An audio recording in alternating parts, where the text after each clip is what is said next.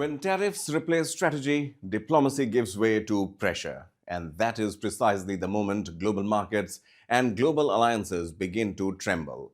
The latest tariff threat emerging from Washington is not a calibrated act of statecraft. It is a blunt political instrument. US President Donald Trump has backed a bill that could impose tariffs of up to 500% on countries buying Russian oil, placing India, China, and Brazil squarely in the crosshairs. This is not escalation alone, it is a strategic confusion.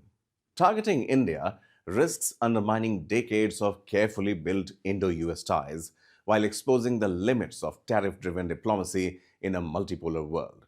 India's purchase of Russian oil is not an act of geopolitical defiance. It is a rational economic decision shaped by the energy security, inflation control, and national interest. Since the Ukraine war disrupted global supply chains, New Delhi diversified its energy basket to shield its economy from volatility. Expecting India to absorb disproportionate economic pain to underwrite a Western conflict strategy, it reflects a misreading of India's priorities by the West and its leverage. What makes this threat more unsettling is that it does not come in isolation.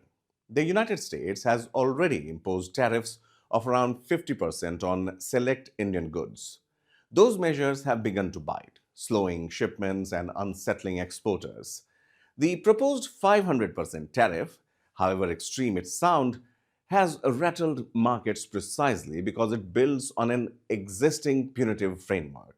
Markets do not wait for policy clarity, they price risk first. And that fear was visible in sharp falls across metals, oil, and industrial stocks in India.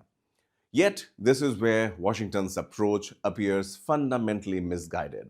Tariffs of this scale are not surgical sanctions, they are economic shock weapons. They distort global trade, raise costs for American consumers, and accelerate the very decoupling the United States claims to fear. Penalizing India, the world's fastest growing major economy and a key Indo-Pacific partner, weakens the strategic architecture Washington itself has tried to build as a counterweight to China. India, however, is no longer the India of the 1990s. Over the last decade, New Delhi has pursued strategic autonomy, not as a slogan, but as economic doctrine. From manufacturing and infrastructure to technology and defense, India has built resilience, and this turbulence only reinforces that logic. Crucially, the United States is no longer India's only window to the world. Asia offers expanding markets.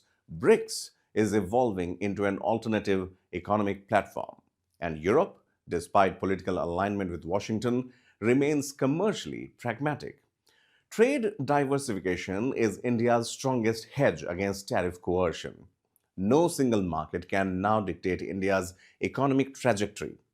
While short-term volatility is unavoidable, long-term fundamentals remain intact: domestic consumption, infrastructure spending, and manufacturing growth. There is also a political reality Washington may be underestimating. Heavy-handed economic pressure hardens opinions in democracies. It rarely compels surrender. History shows nations adapt, diversify, and realign. For the United States, the choice is clear: treat India as a transactional lever or recognize it as a partner with its own compulsions and constraints. Tariffs may dominate political theater, but they are no substitute for diplomacy. India, for its part, must absorb the shock without panic. In a world drifting towards economic blocks, resilience, not compliance, will define success. Subscribe to One India and never miss an update. Download the One India app now.